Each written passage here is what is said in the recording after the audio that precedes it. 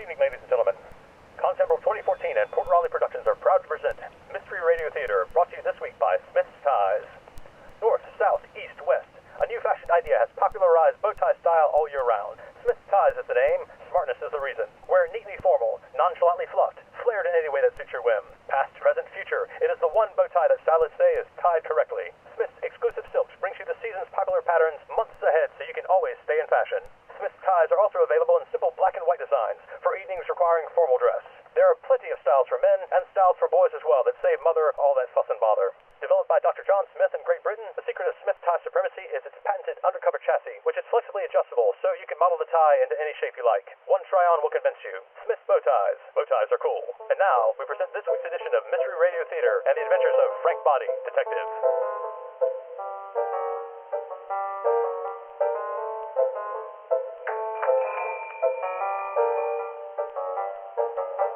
Hello, handsome. Welcome to the Flying Tuppet. What can I do for you today? Well, say, you're not Madame Audrey. And you're not the tall, dark stranger I was promised. I told you, dear, it was a male stranger of a dark nature, not a tall, dark stranger. You added the tall all by yourself.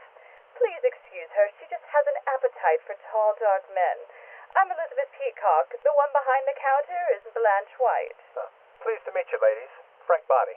Well, he's not as tall as I like them to be, but he is a fine specimen, don't you think, Elizabeth? Oh, yes, Blanche. He'll do nicely. Why don't you go ahead and put another kettle on? Do for what? Look, ladies, I just came in here to pick up some ginger tea for my secretary. I think she's coming down with one of those summer colds. Oh, dear, I think that was on the list. List? What list? Madame Audrey just left, dearie. She and the Commodore were having a meeting with the good doctor.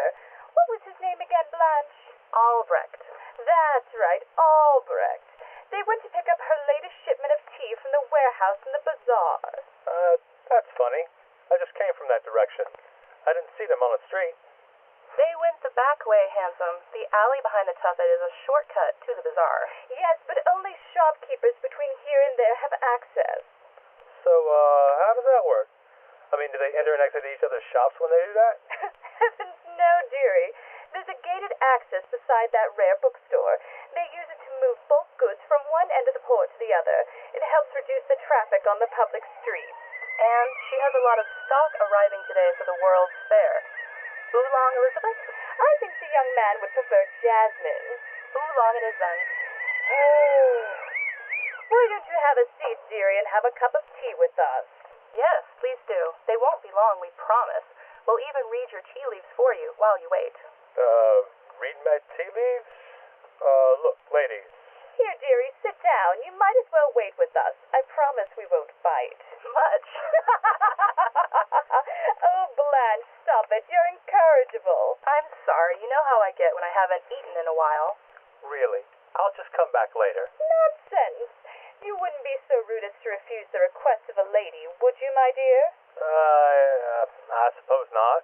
Of course you wouldn't. Now wait right here while I pour you a cup. Do you take sugar? What? Oh, no thank you. I suspect he's sweet enough. Blanche, really, control yourself. You're making the young man uncomfortable. You know how that can affect the reading. You're right, Elizabeth. We don't want our new friend uncomfortable. We want him relaxed. Now, no sugar. Do you take milk in your tea, Mr. Boddy? No thank you. Just straight. Well, here you are, Mr. Boddy. Elizabeth, this one's for you. Thank you, dear. Well, drink up, Mr. Boddy, if you want to know your future. And what exactly am I drinking here? It's called Red Robe, and it's one of the finest Chinese oolong teas available. It's a personal favorite of mine. Do you like it? It's different. Not bad, though.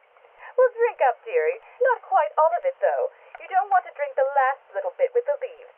When you're done, set your cup down and slide it gently to me. Blanche? Yes? Would you be a dear and fetch that candlestick on the table over there? We need a bit more light to read these leaves properly. There we are. Is that all right? That's fine, dear. Now let me see here. Oh, my. I see a terrible fate in your future. Don't listen to her, handsome. Her eyes aren't what they used to be. Your ones talk. Let me me see that. I would say you are about to be involved in some kind of passionate encounter, being wrapped tightly in the embrace of a mysterious stranger? Blanche, dear, you're holding the cup wrong. The handle goes on the other side, like this, see? It's the grasping talons. I see the octopus. Gee, that's really swell, ladies. So, what should I do? Just a minute. You know, Blanche, I think we may both be wrong. Look at the positioning on the digits in relation to the handle. On that central mass is... I think you're right, Elizabeth. The great lord of the deep. Ladies? I'm afraid sacrifices must be made, dearie. What kind of sacrifices are you talking about? I wasn't talking about you, Detective. Actually, I think she was. All right, ladies. You're starting to give me the heebie-jeebies. I think I'll just, Hey, wait a minute. I never said I was a detective. Oh, we know who you are, Detective Boddy. And we know what you're looking for. Is that so? All right, then, since the cat's out of the bag, what do you ladies know about the statues? You know who I am, you know what I'm looking for, so you know what I mean. And we know you won't find them, Detective. We've made sure of that. Really? Thanks, doll. That's all the confirmation I need. You just paid my rent this month. I'll be seeing ya. Not if we see you first, Detective. Frank finally has the information he needs to bring the hammer down and close the case on the Sir Walter Society. But strange forces are at work, and Frank's fate has been sealed. To find out what happens next to our intrepid detective, tune in to our next installment of Mystery Radio Theater and the adventures of Frank Boddy, Detective. Mystery Radio Theater and the Adventures of Frank Boddy, Detective is produced by Contemporary 2014 and Port Riley Productions. It was recorded in the Mistress's Closet recording studios on March 30th, 1933. Our chief sound engineer is Mike Monahan. Our equipment is provided by Jamin and Joel Skipper, featuring the voice talents of Kelly Herron as Ms. Peacock, Cheyenne Ritz as Ms. White, and Heath Jones as Frank Boddy. Contemporary 2014 is an experiential steampunk convention that invites you to step into the story. Join us on June 27th through the 29th at the North Raleigh Hilton for our third annual extravaganza. Once again, we remind you that this installment is brought to you by Smith's Ties. Bow ties are cool. Thank you and have a good night.